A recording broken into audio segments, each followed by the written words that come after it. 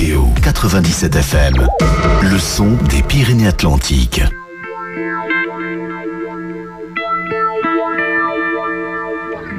Entre nous les assos, une émission d'information sur les associations paloises, une initiative de l'Université de la Citoyenneté. Entre nous les assos. Donc nous avons des invités avec nous et ces invités vont se présenter eux-mêmes. Honneur aux dames. Bonjour aux auditeurs. Sabine, association Abruzed. D'accord, juste à côté de Serge. Bonjour à toutes et à tous. Alors Floriane Cléry, des Jeux Floraux du Béarn. D'accord, et monsieur? Eh bien, bonjour aussi, Francis Cerda, de l'association Dracar 64. Voilà, Sabine est avec nous pour nous parler donc de l'association Abruzed. Oui. Alors, un nom un petit peu barbare, de quoi s'agit-il ? Alors, l'association Abruzed a été créée suite au tremblement de terre qu'il y a eu dans les Abruzzes. Donc, les Abruzzes, voilà. Abruzed et les Abruzzes Italie. En Italie. Donc, il y a eu donc, le 6 avril dernier un séisme. Donc, ce séisme a fait 300 morts, 60 000 sans-abri, plus de 30 000 maisons abîmées. Donc, nous, l'objectif de l'association, c'est de récolter des fonds pour aider à la reconstruction d'une école maternelle et primaire là-bas. Donc, nous avons à cet effet créé un site internet où vous pouvez trouver toutes les informations nécessaires. C'est abruz-aide.com. abruzz-aid.com. Donc sur ce site, nous avons mis tous les événements que nous avons déjà faits, un vide-grenier, participation au festival Emmaüs. Absolument. Voilà. Un petit clin d'œil à la communauté Emmaüs. Par rapport à notre dernier festival. Voilà. Ensuite, nous y mettons des vidéos, des photos, des vidéos tournées cet été, puisque j'ai pu y aller et pour pouvoir vous amener des vidéos récentes. D'accord. Voilà. Vous pouvez nous parler un petit peu de la situation actuelle, parce que donc depuis le 6 avril dernier. Alors la situation, sur place, c'est bien jusqu'au mois d'août, tout le monde était toujours sous des tentes. La ville de l'Aquila, 72 000 habitants, est entièrement fermée, c'est-à-dire que c'est une ville morte. Et où sont donc passés? Les gens habitent donc dans les hôtels qui ont été réquisitionnés jusqu'à 100 km à la ronde, et après ils habitent dans les tentes. Donc sous des tentes, les tentes sont sur les stades aux alentours. Donc on a pu tourner autour à 50 km à la ronde, il n'y a pas une maison habitée. Mais actuellement, il faut être... vu le froid qui arrive, puisque c'est une région très froide, 700 mètres d'altitude de l'Aquila, il va faire moins 17 hiver, ça va arriver très vite. Et donc l'objectif, là actuellement, ils sont en train de construire des maisons en bois pour que les gens ne puissent pas rester sous les tentes. D'accord. Vous pouvez nous situer un petit peu, je crois que c'est l'Italie centrale. Oui, et l'Aquila, c'est à 100 km à l'est de Rome. D'accord. D'où vous vient cette j'allais dire, passion, enfin, cet engouement, cette solidarité directement? Parce que c'est surprenant que d'une petite ville telle que Pau, en France, il y a une action... raison particulière, bien sûr. Je suppose. Nous avons de la famille là-bas. D'accord. Et donc, en fait, c'est aussi simple. Deux solutions s'ouvraient à nous, soit les aider à eux, mais en fait, on a préféré faire une action plutôt nationale, voire internationale, puisque le site est quand même consulté sur tous les continents. Bien sûr. Et d'aider les enfants à l'avenir. Voilà. Donc l'objectif, c'est pour ça qu'on cible vraiment l'école. Donc la rentrée, je crois que la rentrée scolaire en Italie se fait lundi.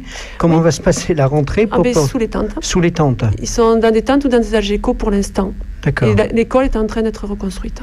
Vous avez une association partenaire sur place? Non, pas une association, directement à la mairie du village. Donc c'est le village de San Dimitrio. Qui est un village composé de combien d'habitants?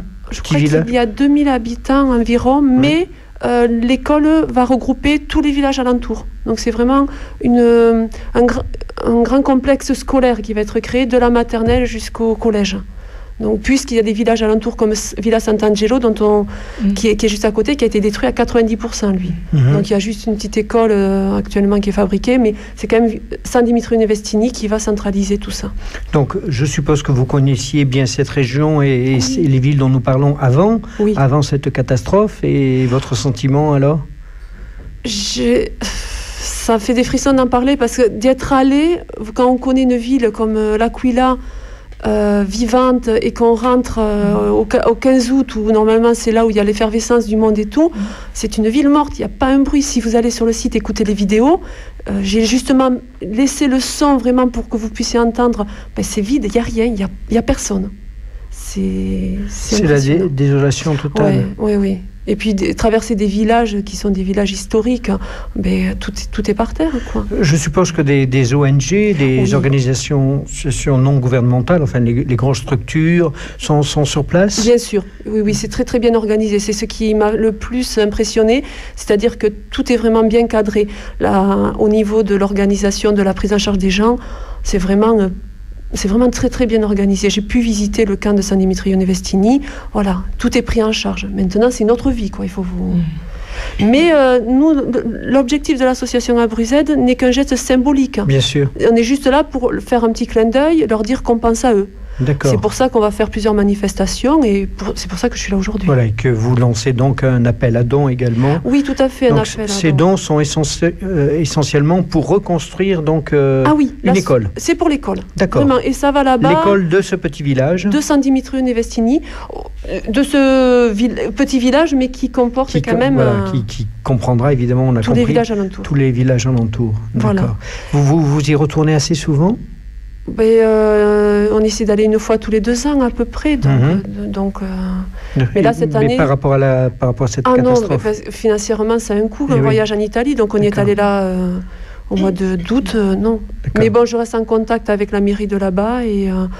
Voilà. D'accord. Les fonds arrivent régulièrement. Comment ça se passe par rapport aux dons ? Alors par rapport aux dons, non, parce que comme c'est à des frais de faire un virement, j'attends d'avoir une somme supérieure à 2 000 € pour pouvoir faire un virement. D'accord. Le premier virement a été effectué début juillet. Donc je remercie tous les donateurs pour l'instant.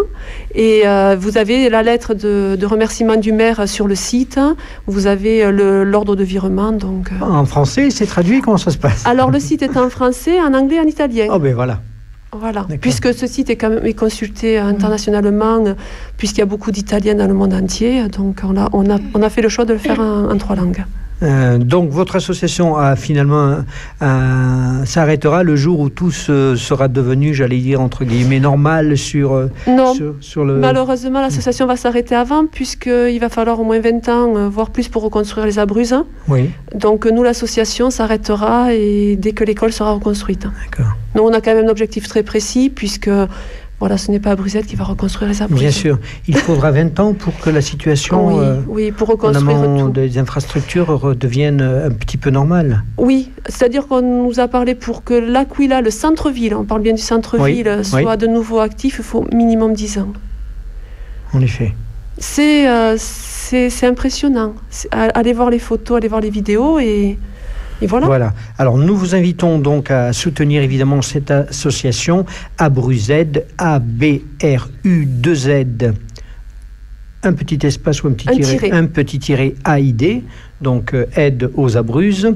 Rappelez-nous donc le site internet où vous aurez tous les renseignements. Donc, c'est www.abruzes-aide.com.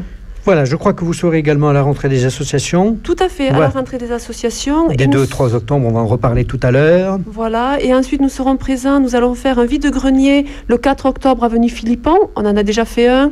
C'est les élèves du lycée Montpensier qui ont fait la collecte, qui préparent les affiches. Et ensuite, nous participerons à la semaine de la solidarité internationale, qui a lieu du 12 au 22 septembre. Absolument. Et en décembre, nous ferons une opération papier cadeau à Quartier Libre. Eh bien, c'est nous parfait. en reparlerons. Voilà, mais Quartier Libre, partenaire du monde associatif, puisque la rentrée des associations se déroulera cette année encore, les 2 et 3 octobre, à Quartier Libre. Merci Sabine pour tous ces renseignements.